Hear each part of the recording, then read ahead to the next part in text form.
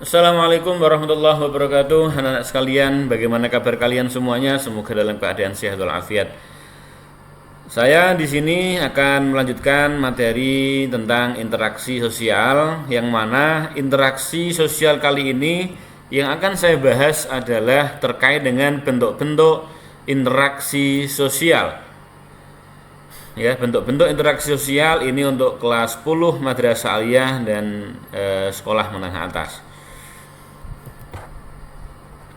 Oke, ada dua bentuk interaksi sosial yang mana dalam interaksi ini menghasilkan sebuah proses interaksi sosial. Yang pertama adalah asosiatif dan yang kedua adalah disosiatif. Apa itu asosiatif? Asosiatif adalah proses interaksi yang mengarah pada keteraturan sosial. Artinya, proses asosiatif itu menjadikan interaksi itu menghasilkan hal-hal yang positif atau gejala sosial yang positif. Sedangkan yang disosiatif adalah sebaliknya, di mana proses interaksi sosial itu mengarah kepada disintegrasi sosial atau mengarah kepada sesuatu yang negatif, seperti itu. Anak-anak sekalian, ada proses asosiatif itu sendiri dibagi dalam 4 bentuk. Di antaranya adalah yang pertama kerjasama.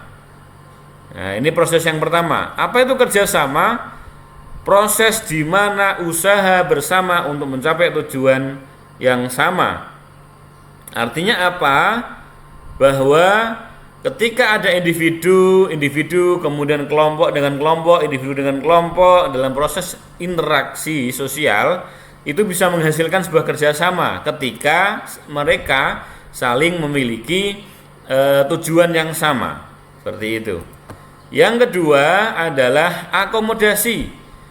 Apa itu akomodasi? Akomodasi usaha dalam proses interaksi sosial untuk apa? Untuk mengatasi ketegangan yang terjadi di masyarakat.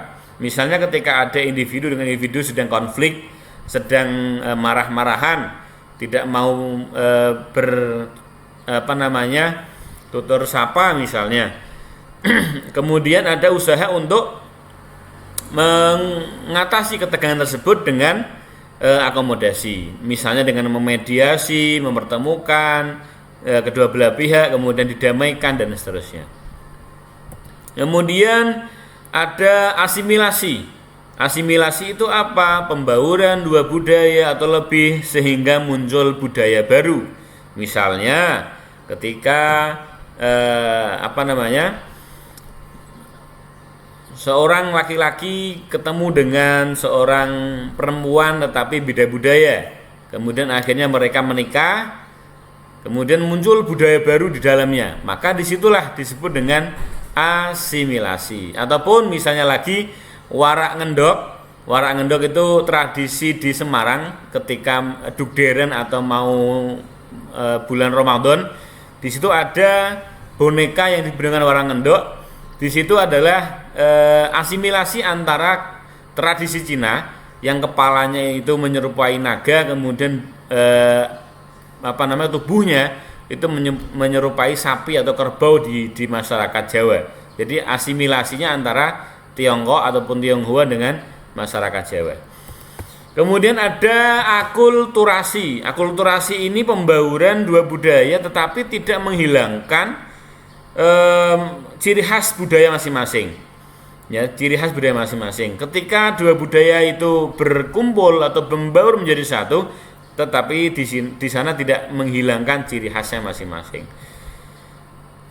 Ini saya kasih contoh dari proses asosiatif. Kerjasama, misalnya orang membersihkan bersama-sama membersihkan sungai yang sudah sedimentasinya sampai di jalan itu.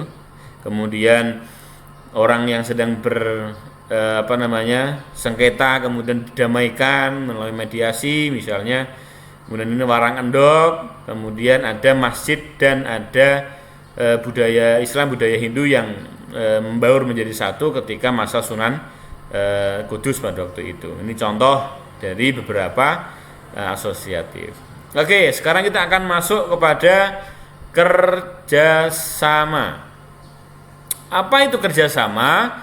Tadi sudah saya sebutkan, kerjasama adalah usaha untuk mencapai tujuan bersama. Usaha bersama untuk mencapai tujuan bersama yang sama.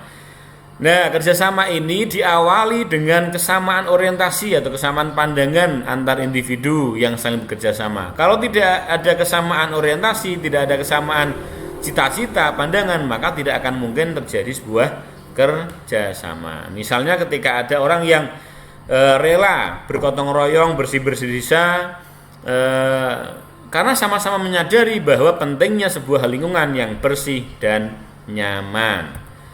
Seperti itu. Berikutnya ada beberapa jenis kerjasama. Di antaranya ada kerjasama yang spontan. Kerjasama ini tanpa direncanakan terlebih dahulu. Artinya kerjasama karena memang sifatnya spontan. Contoh ketika ada kecelakaan, orang jatuh dari motor, korbannya kemudian ditolong oleh beberapa orang yang melakukan kerjasama, menolong, diantar ke rumah sakit misalnya. Disitulah kerjasama spontan tanpa terencana, tanpa direncanakan. Kemudian kerjasama langsung, ini adalah kerjasama atas dasar perintah yang sifatnya top down, dari atas ke bawah. Misalnya guru kepada siswa memberikan tugas, kemudian misalnya kepala sekolah kepada guru misalnya. Itu termasuk kerjasama langsung karena sifatnya top down, dari atas ke bawah.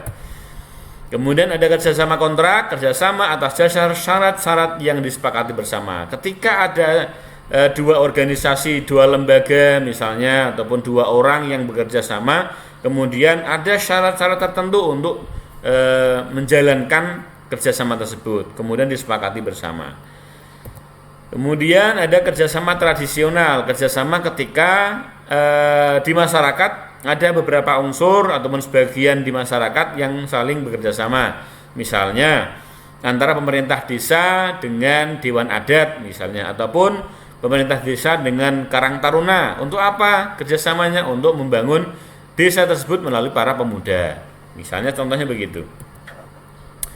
Berikutnya masih lanjutan dari beberapa jenis kerjasama. Ada kerjasama yang kooptasi. Di sini kerjasama adanya unsur baru dalam organisasi.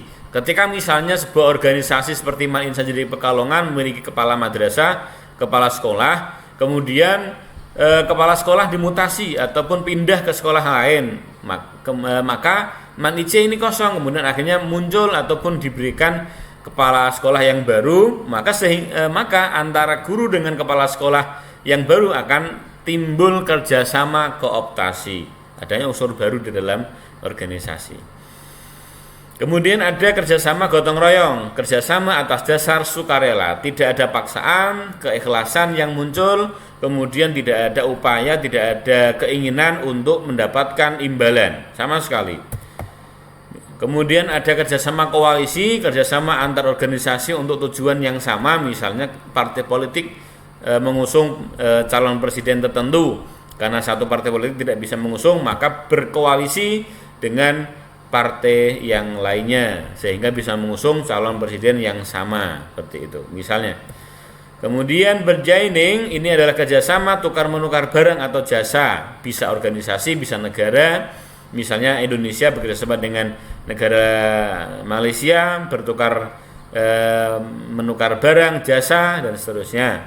Di situ termasuk berjaining. Yang terakhir dalam kerjasama ada joint venture.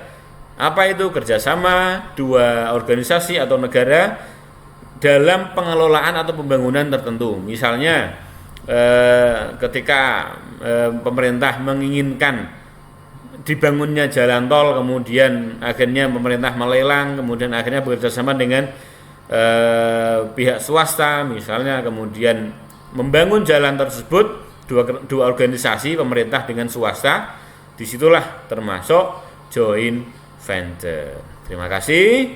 Demikian dulu yang dapat saya sampaikan pada video kali ini. Jangan lupa sekali lagi mohon dukungannya untuk membangun channel ini, like dan subscribe ya. Mohon maaf, mohon dukungannya dan terima kasih. Demikian yang dapat saya sampaikan untuk anak-anak sekalian. Insya Allah pada video setelahnya atau nanti ke depan saya akan membahas bentuk interaksi sosial selanjutnya. Terima kasih. Assalamualaikum warahmatullahi wabarakatuh.